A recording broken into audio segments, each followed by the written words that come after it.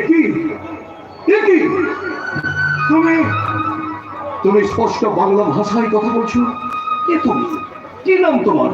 দেখে মনে হচ্ছে তুমি শিক্ষিতা, তাই তো?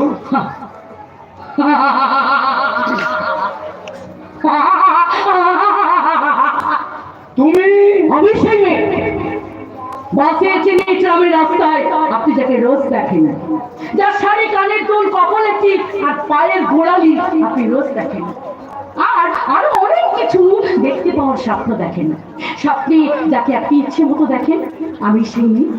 আমি সেই মেয়ে যাকে নিয়ে আপনি মগ্ন হতে চান গঙ্গা ধারে কিংবা ভিক্টোরিয়া সবুজে কিংবা সিনেমা হলের নীল অন্ধকারে, যার চোখে আপনি এঁকে দিতে চান ঝুঁটার স্বপ্নের কাজল, আর পুড়িয়ে যাওয়া সিগারেটের প্যাকেটের মতো পথের দুপাশে ছুঁড়ে ফেলে একটা ফুল সাজানো গাড়ি শুভ বিবাহ সুসম্পন্ন করতে ছুটে যায় শহরের পথে। মনে দেখা আলোর প্রথমে একা দাঁড়িয়ে থাকা, আমি সেই মেয়ে। আমি সেই মেয়ে, এমনকি দেবতারাও যাকে ক্ষমা করেন না। অহংকার আর শক্তির দম্ভে যার গর্ভে রেখে যাও কুমারীর অপমান, আর চোখের জলে কুন্তি হয়ে নদীর জলে ভাসিয়ে দিতে হয় কর্ণকে আত্মযোগে। আমি সেই মেয়ে।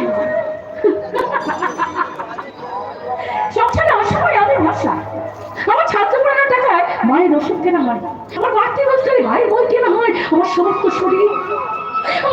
শরীর ফুল বৃষ্টিতে মিশতে থাকে। কালো আকাশ মাথায় নিয়ে আমি ছাতায় থাকি, ছাতার নিচে শুকে বাঁচে সংসার। আপনি আপনি আপনারা আপনারা আমার জন্য অনেক করেছেন।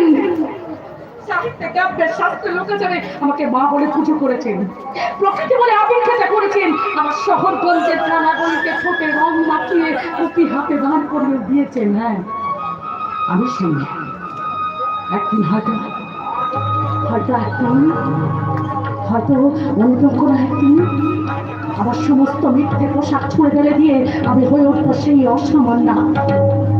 কলা চুল মেঘের মতো ঢাকবে আমার খোলা পেট, দু চোখে চলবে ভীষণ আগুন, কপাল থেকে বেরোবে ভয়ঙ্কর তেজস্বী, হাতে ঝোঁক সরবে সেই খড়গ, দুপায়ের উপরে বেঁচে উঠবে নতুন তুমি নৃশংস হাসবে বরণ্য আকাশ, দেবতারা অন্তকে স্তব্ধ হয়ে বলতে ফেলবেন মহামেঘ প্রবল গরম মুক্ত দেশের চতুর ভোজন রানীকান্ত দক্ষিণাঙ্গ মন্ত্রমালা বিভূষিতাই বিভৎস দামোদরের মতো আমি এগোতে থাকতাম।